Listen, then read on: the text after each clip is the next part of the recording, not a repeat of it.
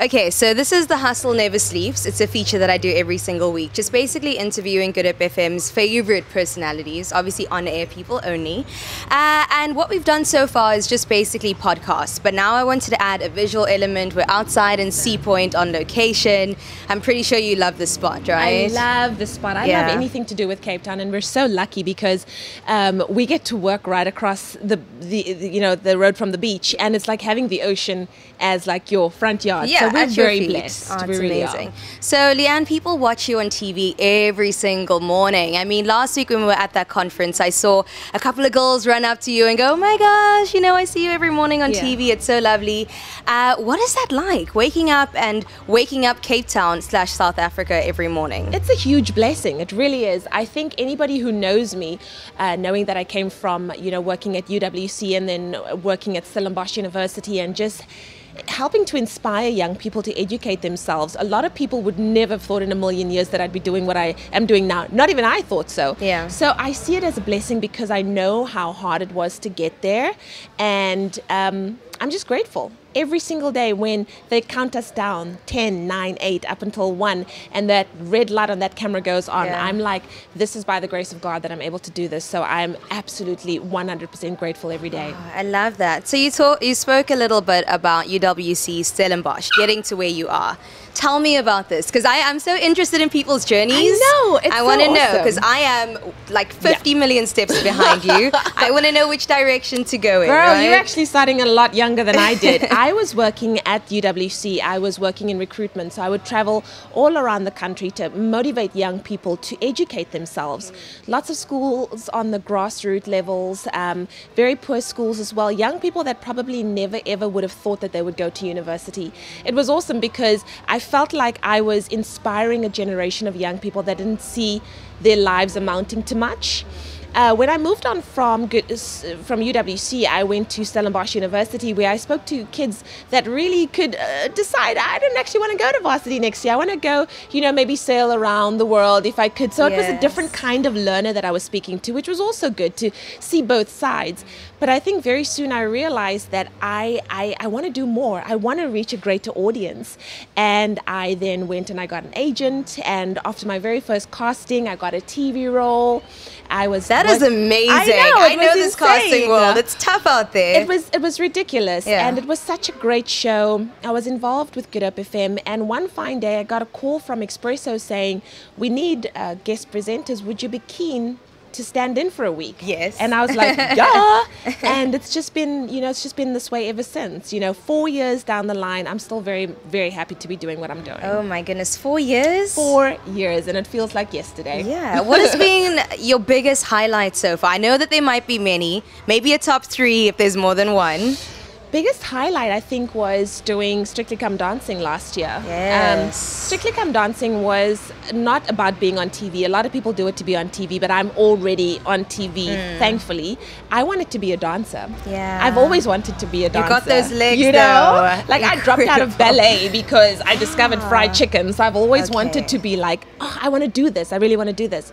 And when I came back from doing Strictly, I'd learned so much about myself. I was so empowered. I was so freed from every fear of rejection and disappointment that I'd had, that I feel now, 4 years down the line, I do my job better than what I did before the competition. Sure. Just because I approach it with a lot less fear, of messing up, of failing.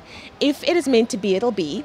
And if it's not meant to be, then something better is going to come along. Yeah. So that's probably one of the biggest highlights, is just getting rid of all of those things that have held me back my whole life. Yeah, geez.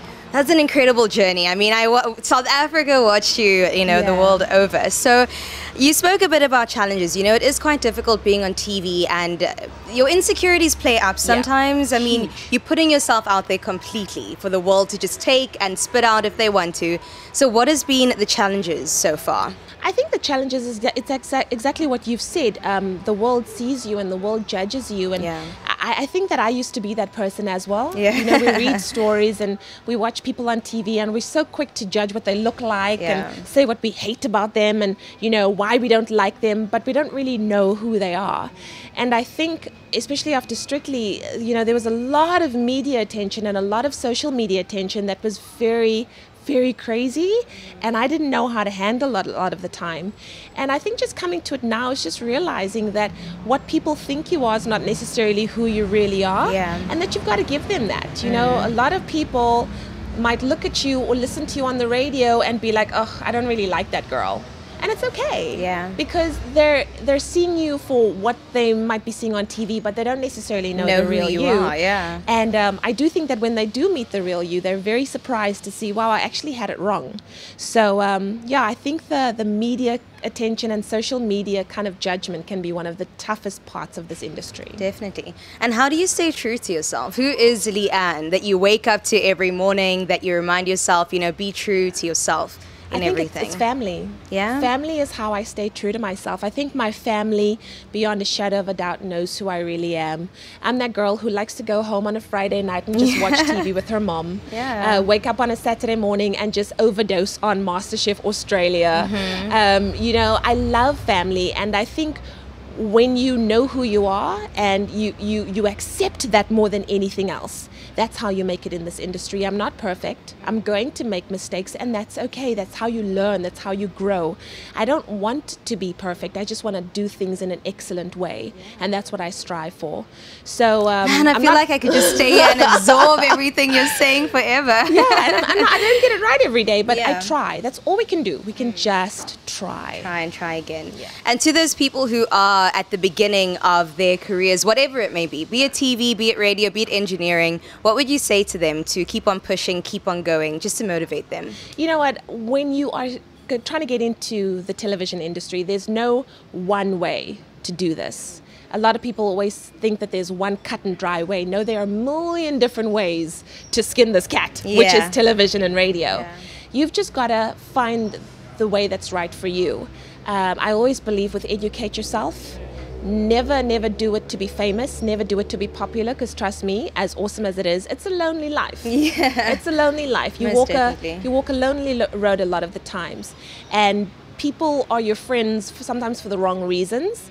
So educate yourself. Make sure you've got something to fall back on. The reason why I'm never afraid of the entertainment industry ending is because I know I've got a degree to fall back on. I know what I would do if I wasn't doing this anymore. And that is the liberating part of all of this, is you're never afraid to lose it because you've always got something that you can fall back on.